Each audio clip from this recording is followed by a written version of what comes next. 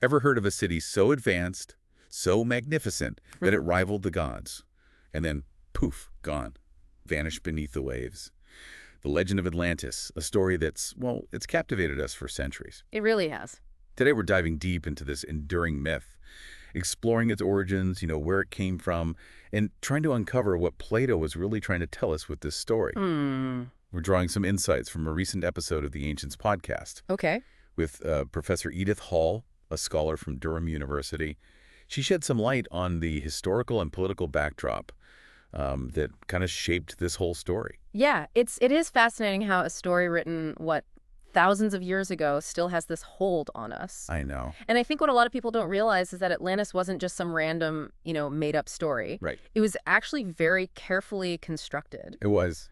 Historical fiction. Oh, okay. With a very specific purpose. So you're saying Plato had like an agenda when he wrote about Atlantis. Absolutely. To understand that agenda, though, we got to go back to the source. Okay. So the Atlantis story, it first appears in two of Plato's works, Timaeus and Critias, written in the 4th century BC. But, and here's where things get interesting, the story itself takes place 9,000 years before Plato's time. Wow. Yeah. It's presented as this tale passed down through generations, and it all originates from, get this, an Egyptian priest. So it's almost like he's kind of, playing with us a little bit, like, look how unreliable this is. It makes you wonder if he even wanted us to believe it was a real place to begin with. Exactly, yeah. He even points out that, over time, with oral tradition, things can get embellished, distorted. Right. Almost like suggesting, hey, I want you to think of this as fiction. Okay, so if Atlantis wasn't real, what was he trying to do? What was the point of this whole elaborate story? Well, for that, we have to look at the story itself. Plato paints this incredibly vivid picture of Atlantis. Right. This magnificent island city with concentric rings of land and canals, opulent temples, with colorful murals, and tons of natural resources, unlimited. Like a utopia almost. Yeah. And it's ruled by these powerful monarchs who build this incredible navy, leading to an empire built on trade and conquest. It's like it almost sounds like he's describing a society that, we might even envy today with all this wealth and power. Yeah, I think that's a really good point. And this is where I think we see the brilliance of Plato's storytelling. Okay. He's not just making up a city. Right. He's creating a city that reflects the anxieties and aspirations of his time. Okay. He's drawing parallels between Atlantis and, real civilizations like the Persians or the Phoenicians, known for their maritime power and expansionist, ways. So would it be fair to say then that he's using Atlantis as this cautionary tale, like, hey, be careful what you wish for, power corrupts, all that? Absolutely. He's highlighting the dangers of what happens when a society's values get distorted, when it's all about material wealth and conquest. But what I find really fascinating is how he contrasts Atlantis with this idealized version of ancient Athens. Oh, okay. So now I'm intrigued. Tell me more about this idealized Athens. Okay, so Plato describes early Athens as this self-sufficient agrarian society. Okay. It sprung from the earth itself, favored by the gods Athena and Hephaestus. It's a total opposite of this, fancy, potentially decadent Atlantis. Right. But what's really interesting is that this idealized Athens, it has no navy. Wait, no navy? But they're surrounded by water? That seems like a pretty big omission. Right. And this was totally intentional. Remember, Plato's writing this after the Peloponnesian War. Right. A devastating conflict. Athens loses. Yep. And what was a major factor in that decline, their reliance on their navy. Yeah.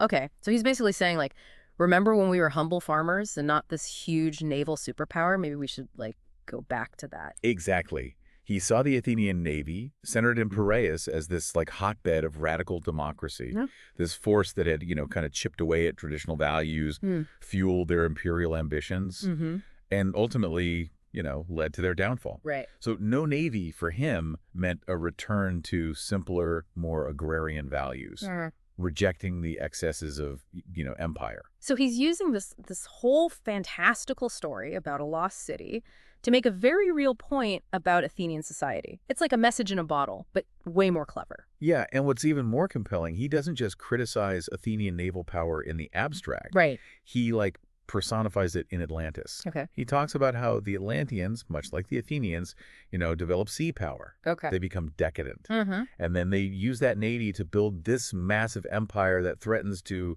like, engulf this idealized Athens. So it's like, it's a very specific warning to his fellow Athenians. Exactly. Don't follow in their footsteps. Don't follow in their footsteps. Okay.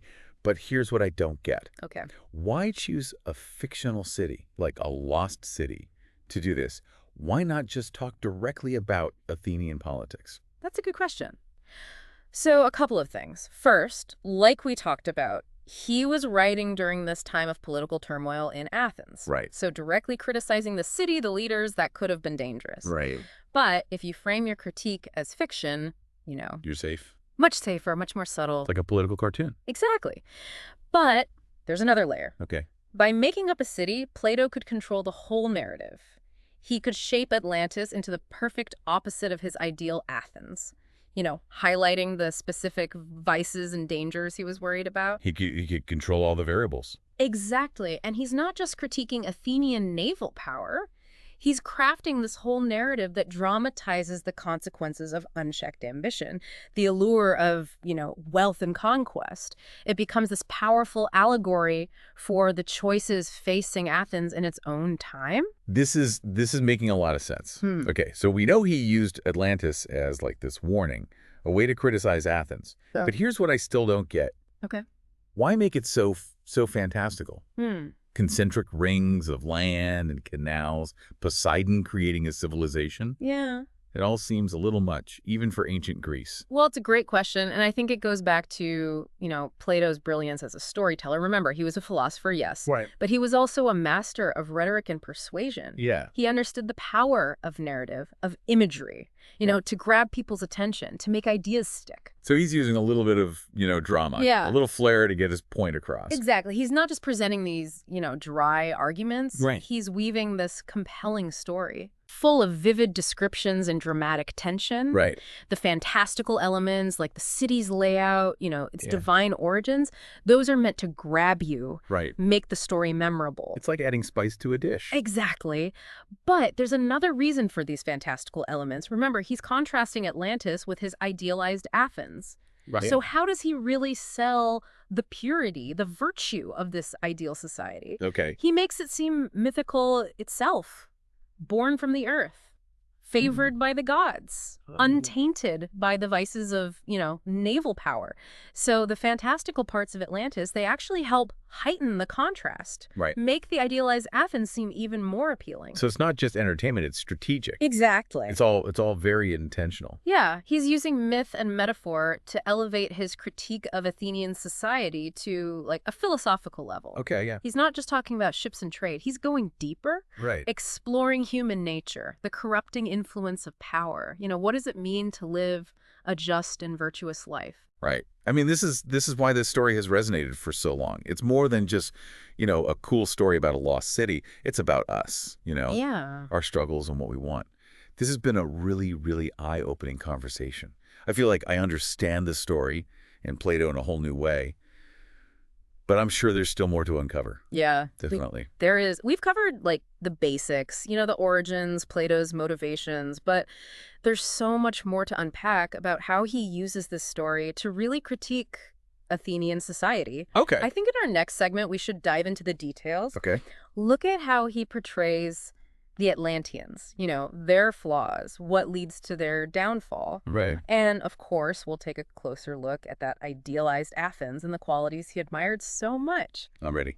All right. Welcome back to our deep dive into Plato's Atlantis. It's amazing how this story, written thousands of years ago, can still offer insights into, like, human nature and the challenges societies face even today. Plato was a master at weaving these complex ideas into these compelling narratives. He really understood that to truly engage an audience, he had to create characters and situations that would, resonate on an emotional level. And he certainly achieved that with Atlantis. And in the last part, we were talking about how Plato used this story as this kind of cautionary tale, contrasting, the Atlanteans' pursuit of power and wealth with that idealized simplicity of early Athens. I mean, it makes you wonder how much of his own experiences and observations of Athenian society kind of made it into his writing. Well, Plato was deeply concerned by what he saw as this decline in Athenian values. He Yeah. he witnessed firsthand, the corrosive effects of the Peloponnesian War, this conflict that was driven in part by Athens's imperial ambitions and their reliance on their navy. And so in many ways, Atlantis becomes this kind of mirror reflecting these anxieties. So let's get into Plato's portrayal of the Atlanteans. Like, how does he actually depict this descent from, this seemingly virtuous society to one that's consumed by greed and that lust for conquest? So initially, Plato describes the Atlanteans as this noble and just people, right? They're blessed with all these natural resources. They live in harmony with the environment. But as their power and wealth grow, something changes. They become obsessed with material possessions. They have these lavish feasts. They build, opulent palaces, and they start amassing tons and tons of gold. Right. Yeah. It's that classic tale of how the pursuit of material wealth can corrupt even the best of intentions. Like their focus shifts from the common good to like, individual gain. Yeah. And moral principles, they just erode in the process. Exactly. And Plato, he really emphasizes this moral decline by describing in detail the Atlanteans' growing decadence. He portrays them as becoming arrogant, self-indulgent, losing sight of those values that once made their society strong. And the shift in values, it's directly linked to their expansionist ambitions and their reliance on, this powerful navy. That connection between naval power and this kind of erosion of values is really interesting to me. It's like Plato saw the Navy as a symbol of Athens's imperial overreach, that thing that ultimately, contributed to its downfall. Absolutely. He firmly believed that naval power, it inevitably led to imperial expansion, which in turn created, greed and corruption and social unrest. So the Navy, in his view, became a tool for pursuing wealth and dominance at the expense of, justice and virtue. And remember the idealized Athens that he's contrasting with Atlantis. It has no Navy whatsoever. This wasn't just, an accident. It was a deliberate choice meant to emphasize those dangers of maritime power. It's like he's saying that, true strength lies not in military might or material wealth, but in cultivating those virtues like justice, wisdom, temperance. Exactly. For Plato, these virtues were the foundation of a just and harmonious society. He believed that when individuals and societies prioritize these values, it leads to true happiness and fulfillment. And in contrast, the Atlanteans, by giving in to greed and ambition, they kind of sow the seeds of their own destruction. That contrast between the Atlanteans and the idealized Athenians is so stark. I mean, you've got the Atlanteans, despite all these advantages they start with, they're brought down by their own flaws. And then the Athenians, they find strength in their simplicity and their adherence to these core values. It's like a powerful message about, choosing the right path, even when faced with those temptations of power and wealth. Yeah, and it's a message that resonates even today. I mean, we still see it, right? Individuals and even entire nations making choices based on short-term gain, pursuing power, often at the expense of long-term well-being or ethical considerations. And so Plato's story, I think, it reminds us that true progress, true happiness are rooted in those values that go beyond, material wealth or political dominance. There's one thing I'm still curious about, though. Why did Plato choose to make the Atlanteans' downfall so dramatic, so sudden? Like an entire civilization disappearing, under the waves in a single night. It's a pretty powerful image. That's a great question. And I think there are a couple of reasons for that dramatic ending. I think first, it really highlights just how fragile civilizations are. It doesn't matter how powerful or advanced they may seem.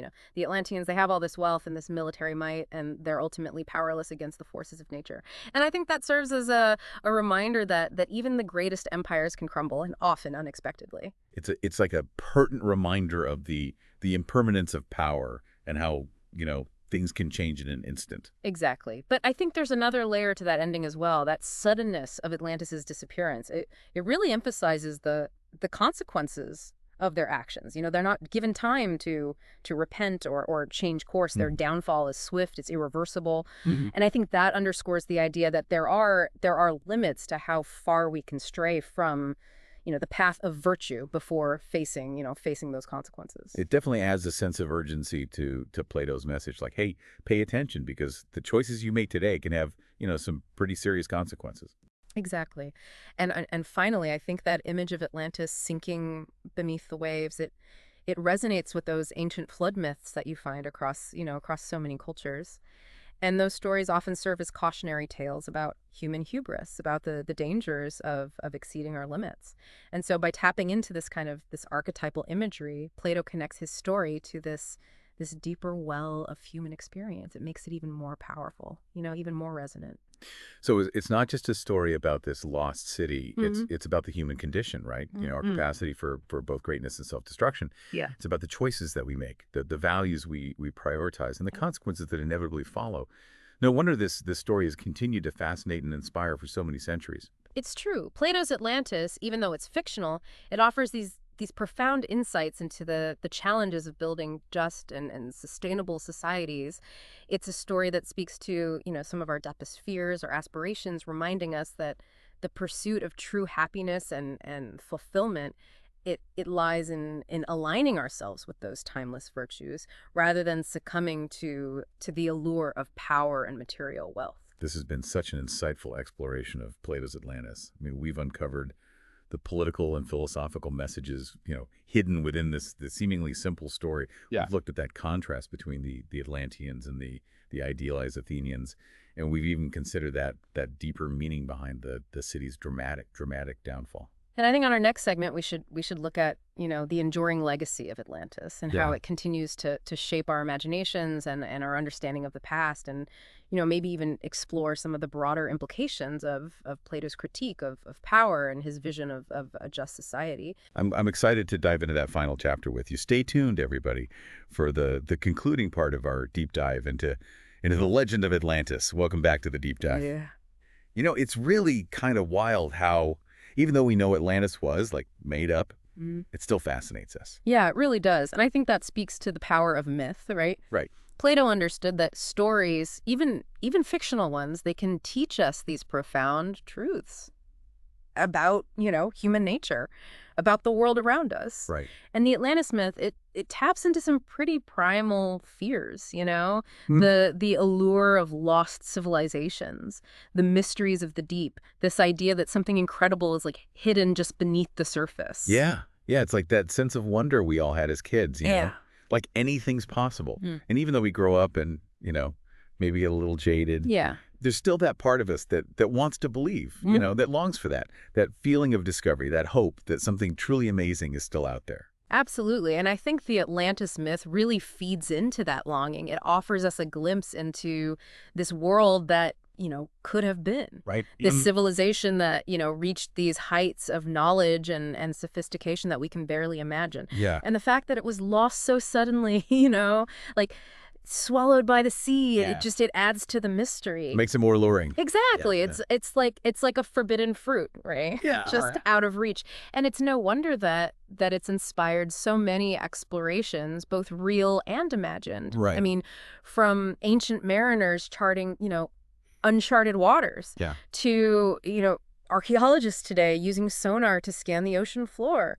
The search for Atlantis never really ends. It really hasn't. It's pretty amazing. Yeah, it's remarkable. And even though, science has mostly dismissed the idea of a literal Atlantis, right, the myth, it still fuels speculation. New underwater discoveries, they're often labeled Atlantis in the news. Yeah. Even if they don't really look anything like what Plato described, it's almost like we can't let go of this idea that somewhere out there, beneath the waves, there's proof of this lost civilization that was equal to ours or maybe even greater. Right. It's like we need that to be true. It's interesting how the way we think about the Atlantis myth has changed over time. I mean, for centuries, people took it literally, right? Yeah. You were looking for a real city. But, as we've learned more about history, about geology, the focus has shifted. Yeah. It's less about finding the actual city and more about what Atlantis can teach us. Exactly. About ourselves. Yeah. About our place in the world. And I think that's where the real value of this myth lies. It's not just about this lost civilization. It's a reflection of our own anxieties, our aspirations. Right. It forces us to confront some uncomfortable truths about human nature, about our greed, our desire for power, and the fact that even the most advanced societies are ultimately fragile. Right. But it's not all doom and gloom. Right? Yeah. No. It also offers us this glimmer of hope. It does. It reminds us that that we have the power to choose a different path, Yeah. to build societies based on justice, on wisdom, on compassion. On better values. Exactly. So the Atlantis myth, in a way, it becomes a call to action. Okay. Yeah. It's a reminder that we have this responsibility Yeah. to create a future that's worthy of those civilizations that came before us. I mean, that message that's powerful. And it's probably more relevant now than ever. I mean, think about it. We're facing all these huge challenges. We are. Climate change, political instability, inequality. Yeah. The Atlantis myth, it's this reminder that civilizations can and do collapse. Yeah. But it also suggests that we have the power to learn from those mistakes. Yeah. And build something better, something more just, more sustainable. And maybe that's the real legacy of Atlantis. It's not about this lost city. It's about this story that keeps pushing us, keeps inspiring us, and reminds us that we're all in this together. I think you put it perfectly. The Atlantis myth, even though it's not real, it still has this hold on us because it speaks to something deep inside, that longing for connection, for meaning, for a world that actually lives up to our best hopes. And while the search for a literal Atlantis, it might never turn up anything. Right. The search for a better future, that's a journey worth taking. Couldn't agree more. And on that note, I think we'll wrap up our deep dive into the legend of Atlantis. It's been an incredible journey, exploring the origins, the history, the philosophy behind it, and what it means for us today. It really has. We hope you all enjoyed it as much as we did. And, as always, keep exploring, keep questioning, keep diving deep into the things that spark your curiosity.